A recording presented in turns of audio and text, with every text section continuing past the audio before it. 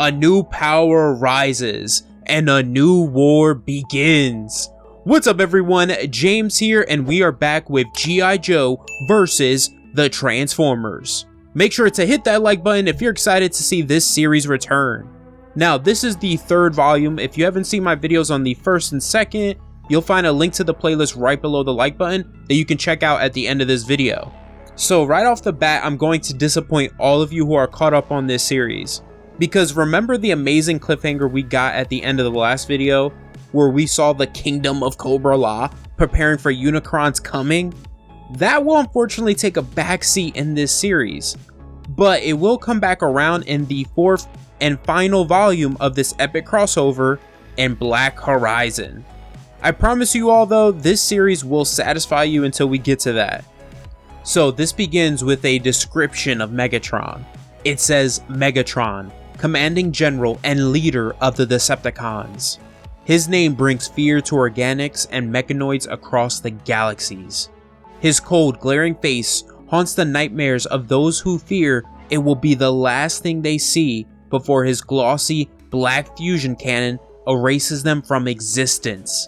He is a creature of pure hate and evil, known by many names such as Scourge of Cybertron, the Slag Maker, and I'll add in there Champion of Kaon and the Prime Killer. However, this mighty Cybertronian is now reduced to nothing but a head. So if you're asking how did this happen, remember at the end of the first series, we saw the government had taken the remains of the Decepticons on Cobra Island and were rebuilding them and most likely planning on taking control of them as Cobra did. However, the writer of this series, Tim Seeley, decided not to go forward with that ending. He went another route with this series that's different yet at the same time familiar to G.I Joe fans in this series. Now, Megatron, along with the bodies of the other fallen Decepticons, is on the lowest level of this secret government facility here in the New Mexico desert called Area 52. Yeah, you heard that correctly. Instead of controlling the Decepticons, the government has harvested the Cybertronian technology from them in order to create their own sentient mechanical weapon. This weapon is Serpentor. Now, if you're not familiar with who Serpentor is, I will explain who he is in a second here, but if you don't care to know, feel free to use the chapters below to skip this part of the video.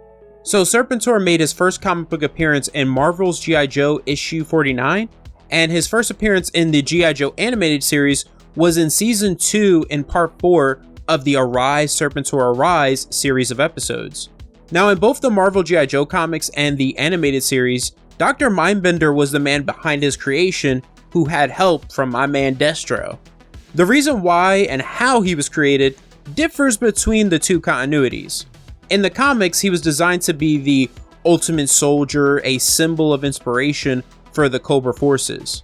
But in the animated series, Mindbender, conspiring with Destro, Tomax, and Zaymot, created him to replace Cobra Commander, creating him to be the ultimate leader. Also, Mindbender's idea to create Serpentor and replace Cobra Commander as leader of Cobra wasn't his. See, in the G.I Joe animated movie, we find out the idea was implanted in his mind by Globulus, king of Cobra Law. So you could say Globulus was the one who really created Serpentor in the animated series.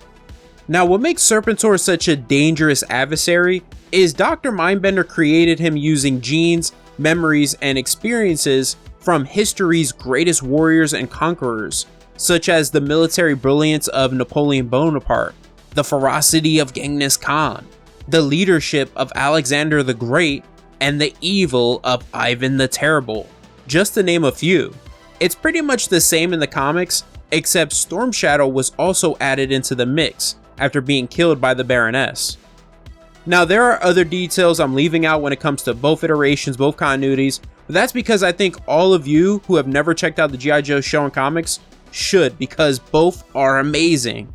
In this series, we'll see his creation is a lot different later in this video. Now, they don't call him Serpentor. If you look closely, the name they have for him on the stasis chamber says Serpent, and the last two letters, O.R, are abbreviated for Organic Robot. As that is going on, 12 stories above, G.I Joe is here. Hawk, Mainframe, and Firewall are preparing for the arrival of their guests. One funny thing is Firewall has an Optimus Prime coffee cup, which leads us into the G.I. Joe's guests, who are some of the Transformers. Grimlock, Perceptor, Bumblebee, and RC arrive at Area 52. Perceptor plays a message from Optimus Prime for the G.I. Joe team. In the message, Optimus explains, after Shockwave's defeat, peace has reigned on Cybertron for the first time in millennia. The last of the Decepticons have been pushed back to the Gladiator zones, and he has sent the Autobots here to destroy any remaining Cybertronian tech on Earth, to ensure it's never affected again in their millennia-long war, and for the tech not to fall into the wrong hands again. Remember, Cybertronian tech helped Cobra's rise in this universe. Unfortunately for the Joes, the Cybertronian tech that needs to be destroyed includes their mech suits. Before they get destroyed, I promise we will finally see these babies in action, because suddenly, the facility shakes. Cobra Commander and his legion of Bat and Snake units are attacking Area 52. He says, "Legions of Cobra, within these walls lies untold power. A power that will make Cobra unstoppable. Attack and take no prisoners." That's my terrible Cobra Commander impression. My throat hurts after that. The Bat units commence an attack run, but they are blown out of the sky. Snake Eyes, Scarlet, and Roadblock in their mech suits counterattack. Now they might be heavily outnumbered, but they are cutting and blasting their way through the android troopers. I didn't know I wanted G.I. Joe in mech suits until this series. On Cobra Commander's orders, Zartan has the Bat and Snake units combine and form Cobratron. Cobratron is a massive bot. I guess you could say he's like a combiner since Mindbender created all the Bat and Snake units using Cybertronian tech. As Cobratron is about to stomp on the Joes, Grimlock appears, slicing one of its legs off. The rest of the Autobots and General Hawk in his mech suit join the battle. This is awesome, but though it seems like Cobra Commander is losing, this, at the end of the day, was all a ploy, a distraction to allow his mole on the inside, Zarana, who is posing as a doctor, to place a signal beacon that would show the location of his actual target. If you're not aware, Zarana is Zartan's sister. She is a master of disguise like her brother. Let me tell you guys something, their parents weren't creative with their names. They even have a brother named Xandar. The beacon activates, Cobra Commander and Zartan immediately leave the battlefield using this vehicle called a buzzbore to drill underground. Bumblebee notices this and chases after them. Once Cobra enters the facility, they start blasting the staff away here. Bumblebee comes fumbling through, surprising them from behind, but he gets distracted when he sees Megatron's head in the facility. Zartan attaches this device called an EM scrambler to him that electrocutes and incapacitates him. Cobra Commander says out of all the Transformers, Bumblebee is who he hates the most. It's funny, but it doesn't make sense really, because I'm pretty sure they've never had any interactions in this entire series. Cobra Commander looks upon Serpentor's stasis chamber, admiring him because this is why he attacked Area 52. He wants to control Serpentor, since he is designed to be the ultimate weapon. Cobra Commander explains to Zartan and Zarana that Serpentor was created to be a supercomputer covered in bioorganic tissue with a biosteel indestructible shell. The histories, tactics, and lessons of history's greatest strategists are downloaded into his brain. Cobra Commander blasts him out of his chamber, and Serpentor immediately activates. Now, what Cobra Commander didn't count on is that since Serpentor was created with the remains of the Decepticons, mostly Megatron, he has his memories. So Serpentor remembers Megatron's horrible experience as Cobra Commander's personal P-38 and slave to his will. Serpentor grips Cobra Commander by the throat, crushing it. Zartan attaches an EM scrambler to him and it knocks him out. However, maybe only seconds go by and Serpentor immediately reboots and wraps Zartan, Zarana, and Cobra Commander in his metallic tentacles. He says Serpentor has no master. The guy is like the villain Omega Red from the X-Men. He tosses all three of them, knocking them out like nothing. He then sees Soundwave's head. He puts on his armor and then accesses Soundwave's memories. Now this is where it gets fascinating. Through Soundwave's memories, he learns the history of Cybertron. He sees the origin of the Transformers, which is the same as the G1 cartoon. They got revealed in the 3rd season episodes 5 Faces of Darkness Part 4 and Forever is a Long Time Coming, where the Quintessons, using Cybertron as a factory, created the Transformers. They created a gladiator and slave race who evolved into the Autobots and Decepticons. Eventually, the Transformers, led by Autobot A3, aka Alpha Trion, rebelled and forced the Quintessons to flee Cybertron. Serpentor then sees Megatron's rebellion, Soundwave as his first lieutenant, and Optimus Prime gaining the Matrix of Leadership. He also sees Unicron, Junkion, and Optimus Primal, which doesn't make sense because this series takes place in its own universe, and we haven't seen any of them. I think this was the writer Tim Seeley's way of shouting out the G1 Transformers cartoon and Beast Wars, which share the same continuity. Afterwards, Serpentor evaluates his programming and determines he will finish what his father, Megatron, started. He will gain power. His new objective is to find the Matrix of Leadership and rule Cybertron. Serpentor will carry on Megatron's will because he is the son of Megatron. In this video, Serpentor crushes everyone and raises his army. What's up everyone, James here, and we are back with G.I Joe versus the Transformers. Make sure to hit that like button. So this begins with Optimus Prime on Cybertron recalling his life before becoming Prime, back when he was Archivist Orion Pax. For those of you who are unaware, that's Optimus's origin in the Dreamwave universe. We've covered that origin on the channel. I'll have a link to it down below in the comments. If you've been following our coverage of the IDW universe, then you know Optimus's origin in that universe was he was a peacekeeper who was Sentinel Prime's right hand before he became Prime. That's honestly my preferred origin for him, and I'm hoping it's similar in the new Energon universe. Anyways, Optimus explains that he watched lives from a distance when he was an archivist. It was his job to record and observe the endless battle between the Autobots and Decepticons. Suddenly though, he became responsible for the Autobots, and responsible for leading them knee-deep into battle. But now, finally, peace reigns on Cybertron. Hot Rod enters, informing him about the battle happening on Earth, and Optimus quickly deduces that Cobra has something to do with it. Hot Rod though doesn't take the threat seriously, because he thinks humans pose no threat to Transformers, especially Transformers like Grimlock. But Optimus warns him not to take humans like Cobra Commander lightly, because there's much more to him than meets the eye. Back on Earth, Cobra Commander Zartan and Zarana recover from the beating Serpentor gave them, and it seems like he's left the facility. Cobra Commander gets pissed because his dream of controlling Serpentor is gone now. He didn't count on him having Megatron's memories. He mentions how he regrets ever discovering the Transformers. He picks up this pipe nearby and goes to beat the unconscious Bumblebee.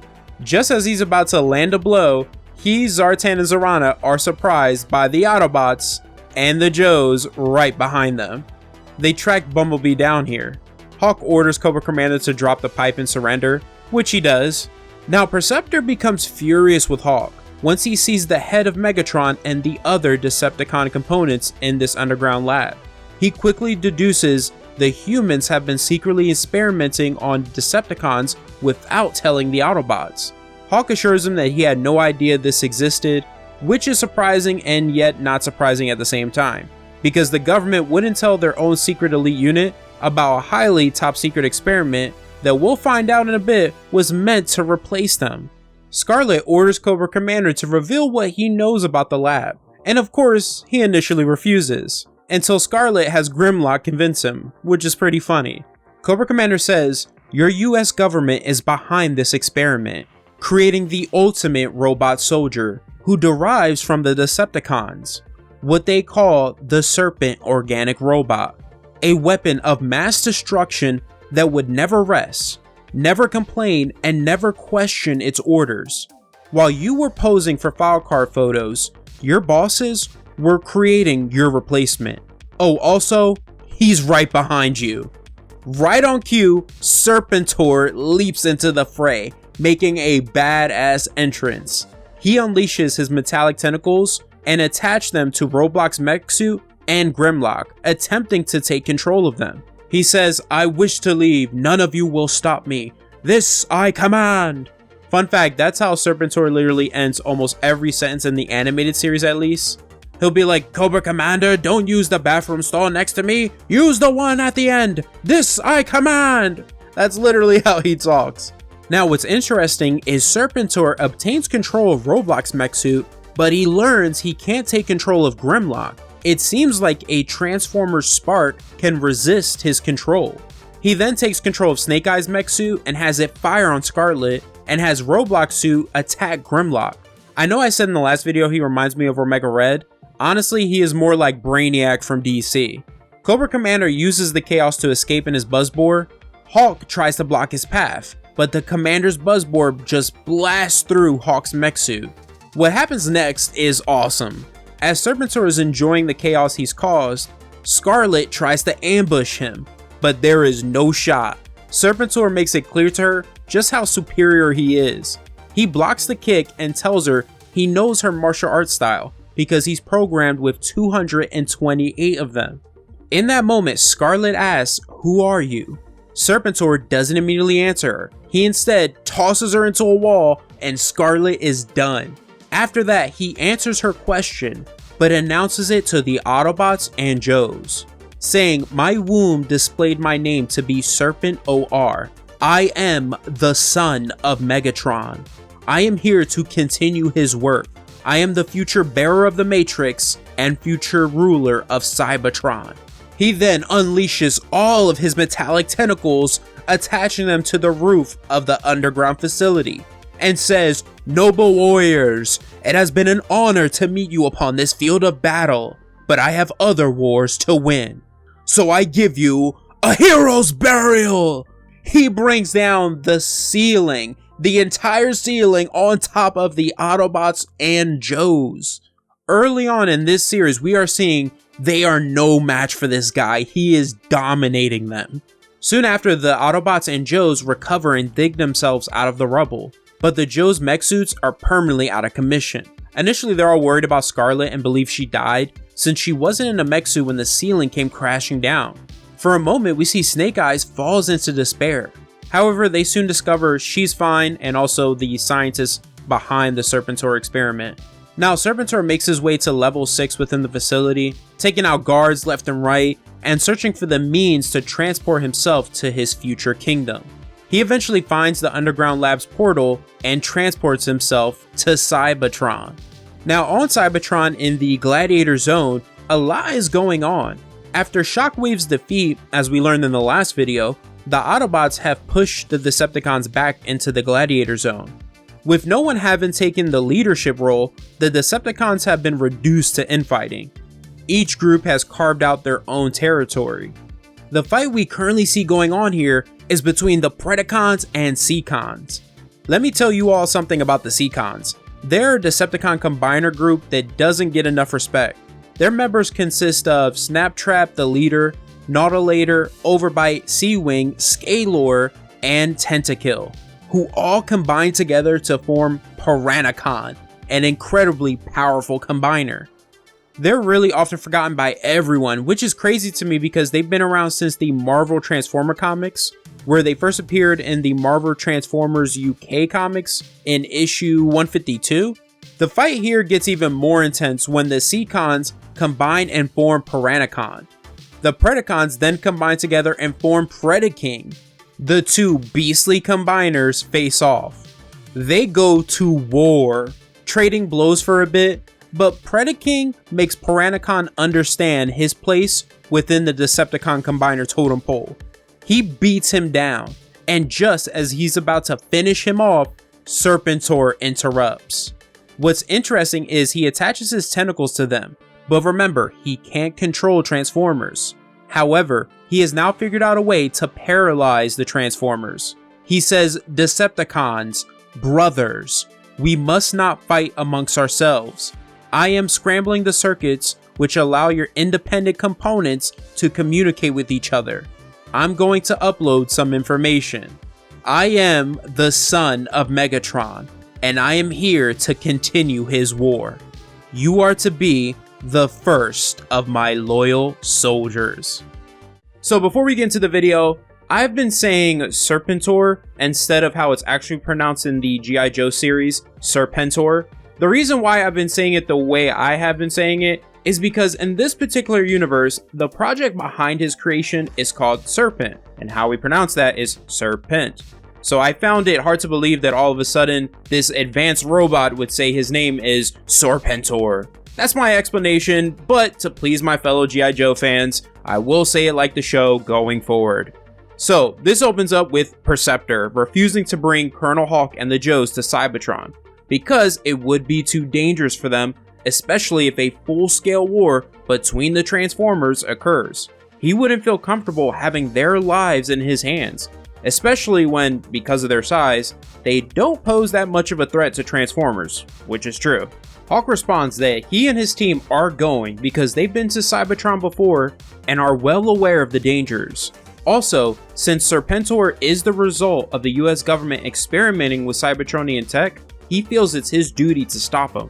Now, Dr. Lee and Professor Martin are the men behind the Serpentor project. I haven't mentioned them until now because they're not really essential to the story. They're helping Mainframe salvage the gate Serpentor destroyed and used to transport himself to Cybertron. Martin mentions that Serpentor overrode all his failsafes. They weren't strong enough to keep Megatron's personality arrays they installed back. When Dr. Lee, the head of the project, mentions to Mainframe he is only helping the Joes to ensure Serpentor's safe return to him, and that he's proud of how he operated, Mainframe straight up punches Lee right in the face. Because Lee is more concerned about Serpentor than the lives he has endangered, the destruction he's caused, and the chaos he is about to create. Moments later, Mainframe informs the team the gate has been salvaged, but he can only guarantee one jump until they've fully repaired it. Before the team makes the jump, Dr. Martin explains to them the full technical nature of Serpentor. He says Serpentor is an android engineered from mechanoid and humanoid components and is a highly adaptable soldier and assassin, a one-man army that can pass as a human while containing the offensive capabilities of a tank battalion. All his organs are synthetic with backup mechanical systems, and his skin is a highly dense web of mechanoid cells impervious to conventional weaponry, and he is able to reform that skin into hyperdense coils. His brain is a supercomputer that is able to access instant information, downloaded with military strategies, war games, and leadership. Driving him is a personality derived from one of the deadliest, cruelest, most driven entities in the universe, Megatron. We named the project Serpent after the snake that tempted Eve, because Megatron was like the apple of temptation. Mainframe tells the team he put out the call to all active and reserve Joe members, and when he gets the gate up and running again, he'll send as much backup as possible. The Autobots and Joes jump to Cybertron. They arrive in this junkyard as Perceptor is putting in a call to Capital City for an army. Now, Capital City is basically Iacon, the capital of Cybertron, but in this universe, it's called Capital City. Suddenly, Scarlet hears something, and Perceptor picks up 12 to 20 movement signals. Hawk orders the team to get into a tight formation. What's funny is that Grimlock says, "Tiny fleshbag giving orders to Grimlock? Grimlock does not follow." And before he finishes his sentence, the team gets ambushed. They are attacked by these bots called cannibalizers. They're like the junk zombies of Junkion from the Autocracy trilogy. One thing I want to point out here is this cannibalizer we see here possesses Shockwave's arm. So this basically confirms that Shockwave didn't survive the explosion at the end of the last series. And who we can also safely assume didn't survive is Starscream, since Cobra Commander planted the explosives within him. The team takes the fight to the cannibalizers, but they're surrounded by 20 of them. Bumblebee and RC decide the best course of action for the team is to escape. So they transform and begin to retreat, but they encounter even more cannibalizers in their way. Bumblebee jokes with RC that if he escapes first, she has to give him a kiss. However, out of nowhere, Bumblebee gets stomped on by Predaking. The team runs right into Serpentor and his Decepticons. Serpentor tells the Autobots and Joes they're outgunned and surrounded, and orders them to surrender. He wraps his metallic coils around the unconscious Bumblebee, and says, "Brave little soldier, always the first in. You're strong enough to survive such a cruel attack. Perhaps with medical attention, you could recover. Unfortunately, help isn't coming for Bumblebee." Serpentor crushes and electrocutes him, and Bumblebee falls right before the team's eyes. They're all shocked. Hawk gets pissed and tries to attack Serpentor, but he's easily stopped by him. And Serpentor says, "He was a soldier standing in my way." Hawk replies, "He wasn't just a soldier, he was a good man and friend." Serpentor orders the Decepticons to take the team prisoner. Meanwhile, at Capital City, Perceptor and the team signals reached Optimus Prime, who was worried that the team is in the Gladiator Zone and that their signals abruptly stop. He initially decides to head there himself and find the team, but Hot Rod convinces him to stay and lead the peace celebration that's going on today.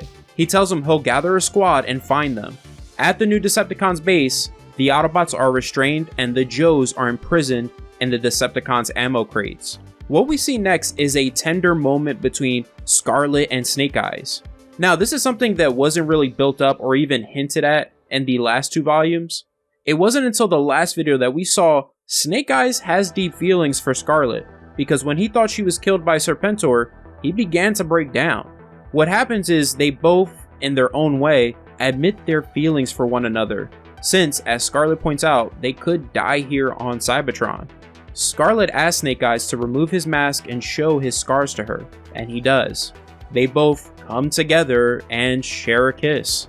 Sometime later, all the surviving Decepticons show up to this meeting. Dive Bomb tries to convince Hungar and the Terracons to join the new Decepticon army, but Hungar refuses. A fight almost takes place between the Predacons and Terracons, but Serpentor stops it. The Terracons don't take him seriously, thinking this is all a joke because of his size. At that moment, Serpentor wraps them all in his metallic tentacles and shows them he is the son of Megatron. He says that on this very day, the Autobots and Optimus Prime celebrate this new peace and prosperity. Why are we rotting here when we should be reigning in heaven? The Autobots are descendants of slaves, while the Decepticons hail from gladiators. So I ask you, my Decepticon brethren, shall we wallow in the mud, unable to unite, or shall we come together to conquer Cybertron and destroy the Autobots? The Decepticons chant destroy, and Serpentor now has every Decepticon under his rule. Sometime later at Capital City, Optimus Prime prepares for the peace celebration. Skids informs him that the Autobots patrolling the city haven't picked up any Decepticon signals, and Hot Rod hasn't found Perceptor and the rest of the Autobots. Suddenly, the Decepticons strike. They are massacring the crowd of Autobots attending the peace celebration. Optimus calls for security to transform and defend. Omega Supreme responds, "Order acknowledged. No more Autobots shall fall while Omega Supreme stands." He blasts the Decepticons, taking some of them out. However, Serpentor was prepared, because all of the Decepticons combiners, Menasor, Piranacon, and Predaking, surround Omega Supreme. Predaking says, "Omega shall stand no more." And Cybertron's almighty guardian falls. In this video, we're about to witness the rise of a new Prime. What's up everyone, James here, and we are at the end of the Autobot and Decepticon war in this universe, and at the end of this series. As always, the link to the G.I Joe vs Transformers playlist will be right below the like button, and make sure you hit that like button. So this opens up where we last left off, with Optimus Prime taking the fight to Serpentor. Remember, he surprised Serpentor, so he gave him no time to unleash his metallic tentacles. He is beating and demolishing him. He demands he surrender, but Serpentor refuses, and tells Optimus he will have to kill him. The Decepticons storm in, and Motormaster and Razorclaw take down Optimus. Serpentor orders them to seize him, but to make sure they leave him in one piece, because he still needs the Matrix. Razorclaw stabs Optimus's leg with his sonic sword, and Motormaster says, "Give it up, Prime, you can't beat all of us." I love Optimus's response. He replies, "Watch me." He beats them all back, pulls out Razorclaw's sonic blade from his leg, and slices off Onslaught's arm. As Serpentor recovers, his internal system starts to run a repair, until suddenly his system shocks him. he takes even more damage because of this. His system repeatedly reports errors and says internal diagnostic misfeed, foreign programming error. Remember that because it will lead to quite a reveal later in the video. Serpentor doesn't question it, and it only increases his determination to get the Matrix to heal himself and be reborn. Despite Optimus gaining the upper hand for the moment against the Decepticons, he is eventually overpowered by them. As they are demolishing him, he reports over comms to Hot Rod that the hostages are free and orders him to commence the attack. Hot Rod informs the Autobots and the army of Joes that have arrived on Cybertron that the hostages are free and says our mission is to retrieve our friends, rescue Optimus, and secure the Matrix. Remember, this is the largest, best led force of Decepticons we've faced in a long time, so watch your back and go with Primus. The Autobots charge toward the Decepticon base, and the Joes, led by Flint, charge with them, yelling, "Yo, Joe!" Meanwhile, in the Decepticon base, Hawk and Perceptor's team are battling the Decepticons. I like that this is our second time seeing Roadblock carrying a Transformers blaster and using it as a weapon.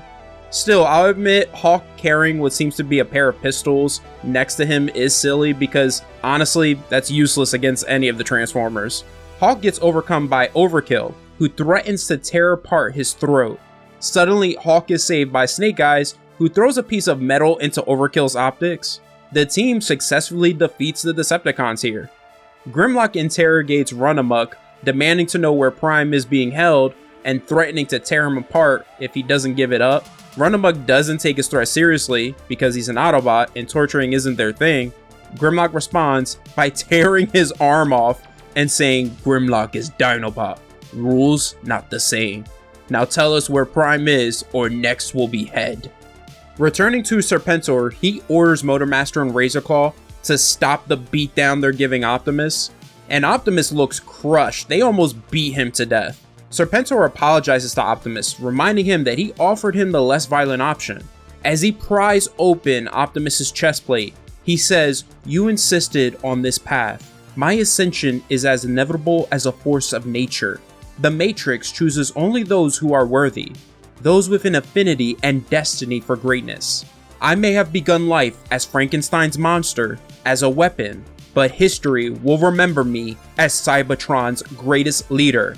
Arise! Serpentor Prime, arise!" Outside the Decepticons' base, the army of Autobots and Joes are fighting the entire army of the Decepticons. We even have the Decepticons' Titan of Death, Trypticon, on the battlefield. The battle is just so chaotic and amazing looking at the same time. Flint yells out, "Don't back down, don't give these rust buckets an inch." The Autobots and Joes pour it on Trypticon. During the battle, Hot Rod and Duke see the light from the Matrix shine out of the Decepticon base. Serpentor Prime rises. Now what happens next, I feel like some of you are going to love it or hate it. Serpentor, now alive and filled with not only the power but wisdom of the Matrix, realizes Optimus was right the entire time. Every spark matters, and conquest isn't the answer to peace and harmony in the universe. He ends up regretting all his actions that led him here. He says, "I have taken sparks and lives. I nearly killed Optimus. Why didn't I hear the truth in his words sooner? I am truly worthless." He takes Motormaster's blaster and tells him to give up the fight and that all the Transformers should live in peace. He plans to use the blaster to kill himself and return the Matrix to Optimus, until, out of nowhere, Serpentor's system shocks him again and is taken over by Cobra Commander. He wraps his metallic tentacles around Razorclaw and Motormaster and laughs. Cobra Commander says, "So much power in the palm of his hand, and the fool would have given it up. Absolutely pathetic." Now, if you're wondering how this happened, Cobra Commander explains it. So back in the first video, when Zartan had attached the EM Scrambler to Serpentor, he also attached a virus delivery device. Cobra Commander had Dr. Nox create a program that would help him gain remote control of Serpentor, and he used that delivery device to install the program into him. So when that foreign programming error occurred earlier, Cobra Commander had successfully installed it. Now, even Cobra Commander admits that he meant to take control of Serpentor earlier, and that it's just a coincidence he happened to take control of him after he gained the power of the Matrix. He says, "Now every bit of power and knowledge gathered up by these glorified GoBots rest in the hands of Cobra. I can take control of Cybertron and Earth, all from the comfort of my lab chair." Just when he's about to enact his plan of turning Optimus into a metal sculpture, Hawk and Perceptor's team burst into the room, which Cobra Commander is happy about because he wants to add Hawk and Snake Eyes to his dream-fulfilling murders. Grimlock and Snake Eyes go to attack him, but they quickly get beaten back. Optimus informs the team that Cobra Commander controls Serpentor and has the Matrix. Serpentor Prime, aka Cobra Commander, crushes the team like nothing, just taking them out one by one. He mentions how he wishes Megatron and Starscream were still alive because he would destroy them with his bare hands. Arcee, who's still standing, dodges his attacks and is able to land a blow, but she ends up within his grasp. He says, "Where's your little yellow friend? Without him here, you're the weak link in the robo chain." Arcee replies, "He's gone, but I'm dedicating this in his name." She grips onto Serpentor's chest plate, and when Cobra Commander slams her, she takes the chest plate with her. Hawk rushes to Optimus with a plan, and when Cobra Commander is about to finish off Arcee, Optimus throws Hawk at Serpentor's exposed chest. Cobra Commander calls Hawk an insignificant flea and asks, "What could you possibly do to me?" Hawk answers, "I hope I am more worthy of the Matrix than you." He opens it and is blasted with the knowledge and power of the Matrix. His eyes opened to the entire universe. The blast of energy destroys Serpentor Prime and Cobra Commander. Hawk is knocked out unconscious. At that moment, Hungar awakens and tries to attack Optimus, but he gets blasted by Lady J, who's arrived with Hot Rod to announce they've won the battle. The Decepticons have fallen. Back on Earth at the Cobra Terradome, Dr. Nox checks on Cobra Commander and discovers he's in a catatonic state. He connected his mind with Serpentor, and when he fell, so did Cobra Commander's mind. Sometime later on Cybertron, the Autobots begin to rebuild Capital City. We see some flirting between Snake Eyes and Scarlet. Grimlock apologizes for being hard on the Joes and admits to Roadblock G.I Joe are great warriors, heroes, and friends. Optimus, who's fully repaired, makes an entry into his digital log. He says, "The Matrix is back in my possession. The Decepticons and Cobra have once again been defeated. Our victory, like most, was not without sacrifice and loss. For those who were lost, we will commit their lives to our memory, to remind us that our battles must be chosen wisely, so that none ever die in vain ever again. Inevitably, we, the Autobots, and G.I Joe will face new threats. Threats that rise today and tomorrow. Though human lives are but a brief flicker, their passion for existence leaves me in awe. With Hawk now part of the Matrix of Leadership, future generations of Autobots will be able to share in that passion. Hawk is already a great leader, and he will use the thousands of generations of knowledge he has gained to lead humanity into a golden age. It is a future I will be honored to record. Log out." Now, for those of you who are unaware, this isn't the first time a human has gained the power and knowledge of the Matrix. In the Marvel Transformer comics, Optimus transferred the Matrix, known as the Creation Matrix at that point, into Buster Witwicky in order to keep it away from Shockwave. Well, that is the end of G.I. Joe versus the Transformers, The Art of War. Next up is the final series, Black Horizon, where the Autobots and Joes face off against the Kingdom of Cobra-La and the Planet Eater and Lord of Chaos, Unicron. I hope you all enjoyed the video and the series. Like I said, some of you are going to hate it or love Cobra Commander coming in last minute to take over Serpentor. I think it was Devil Dew's way of having the original villain of the universe have a moment to shine again. and this new evil threat combined with another original villain, Megatron, fall together so it would clear the way for the biggest villain of them all, Unicron. Other than that, have an awesome day, and always remember every day to Yo Joe, transform, and go beyond.